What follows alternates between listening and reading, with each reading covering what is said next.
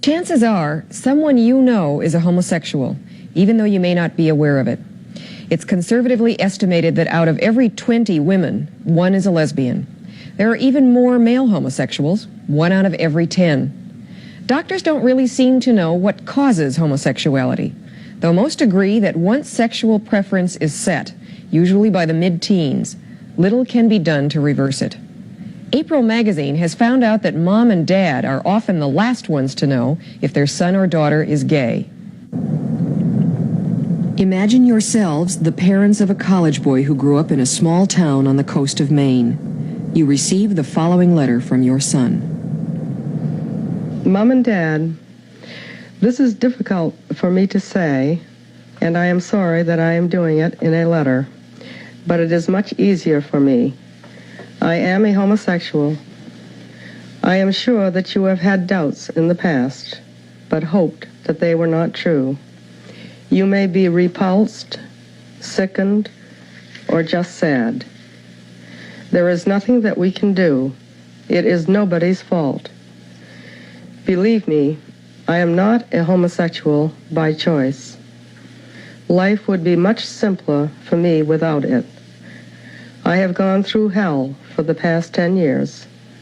I have always known about my sexuality, but could never tell anyone. Now I have told you both.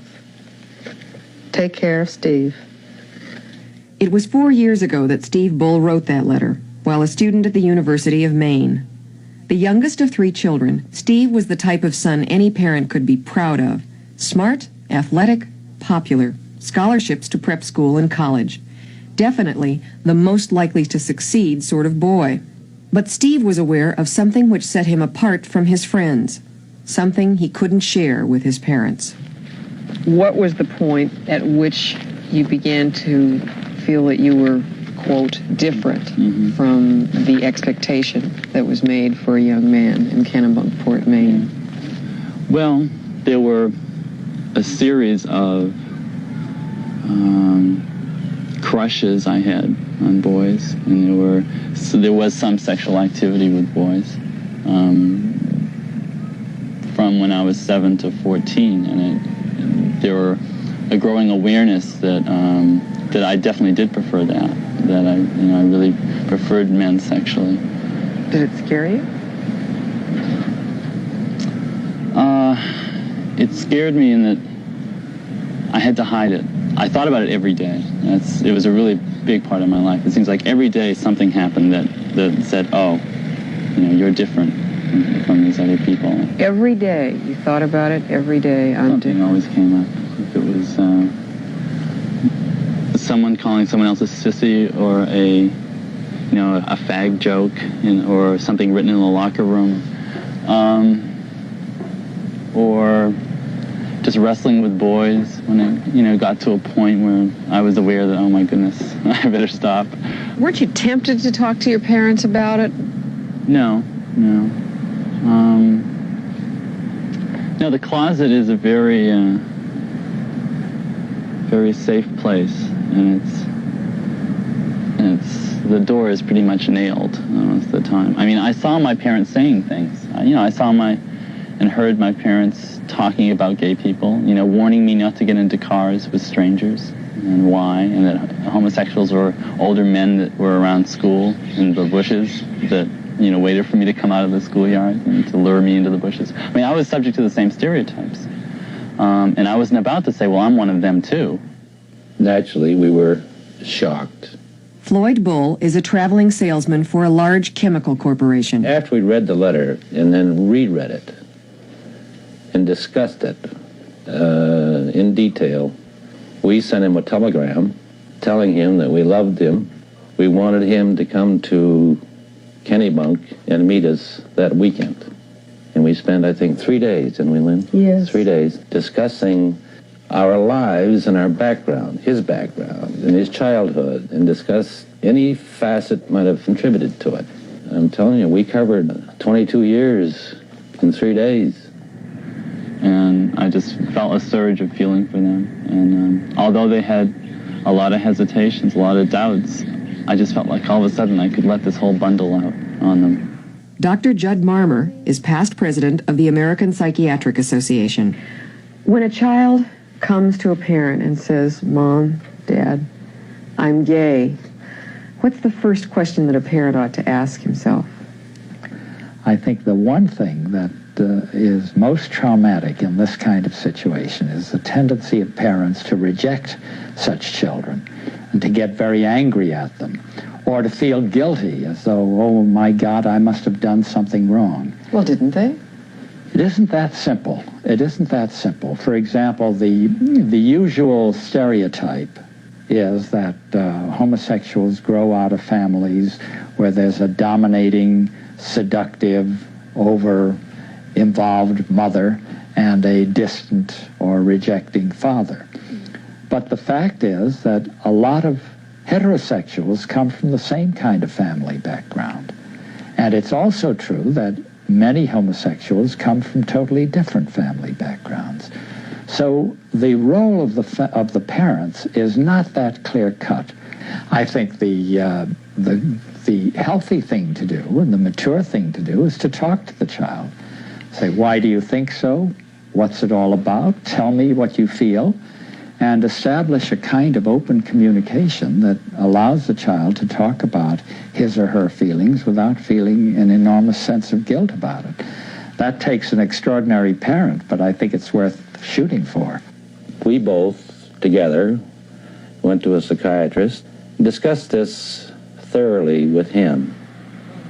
He indicated to us, after he had met our son, there's nothing wrong with your son. He's a normal boy. Hot dog with everything on it and a Coke. He looked at the window and he said, it's out there. He said, it's society that has this homophobia. Hatred of homosexuals. Right. The homophobia of our culture is deeply set in the mores of our culture. We're brought up to feel that way. From early life, we hear jokes made about homosexuals, and they're nasty jokes, and terms such as faggots and queers emphasize that pejorative connotation. At the same time, I think the emergence of the gay liberation movement has probably made it easier for many homosexuals to find a subculture in which they can be comfortable. I think the greatest emotion that we had was the society and how they would view Steve after he came out. He had been respected by so many people, and people that he had worked for, and teachers throughout his lifetime, and family, and we didn't want to see that destroyed. Did you lose friends? Well, I found out who my true friends were.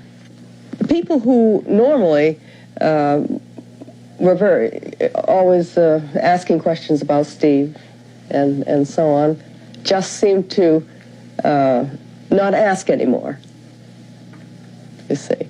No, they accepted me, and they spoke to Steve,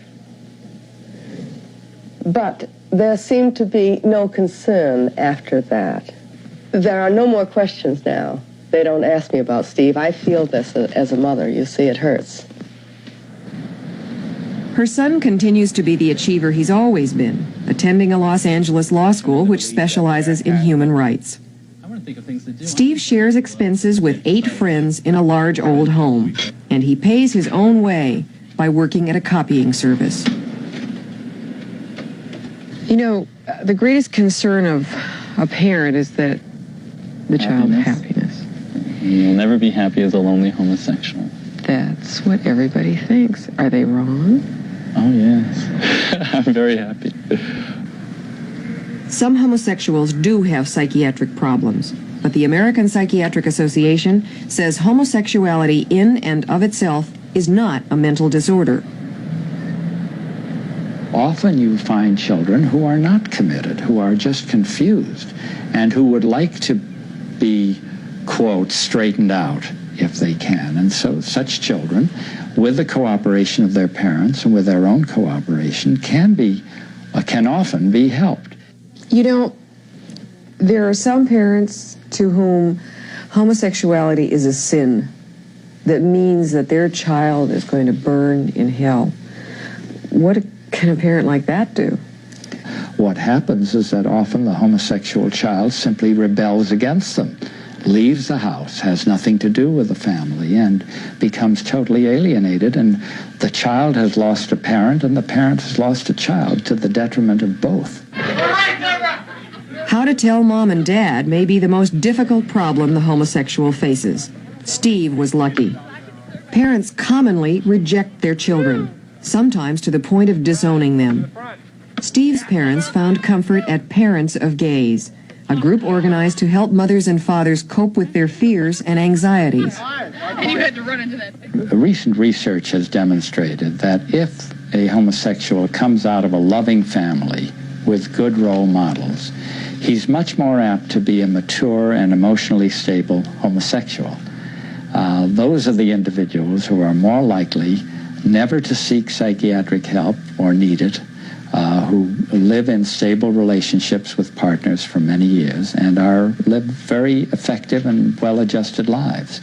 Say you have more than one child in the family, you're going to begin to worry about your other children, wouldn't you? Well, many parents might, but I would reassure them that unless the child has that propensity, it's not going to develop as a result of seeing a homosexual brother or sister.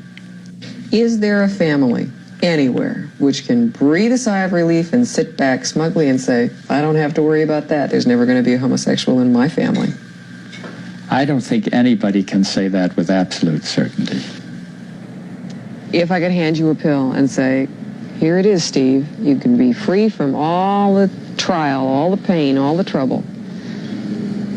All of my guts I put into this, I'm not going to give up. I mean, I've struggled. I've put a lot into this, and I'm not going to give it up that easily. I mean, I feel the pain, and I feel the anxieties I've gone through, but I've made it through them, and I'm stronger because of it.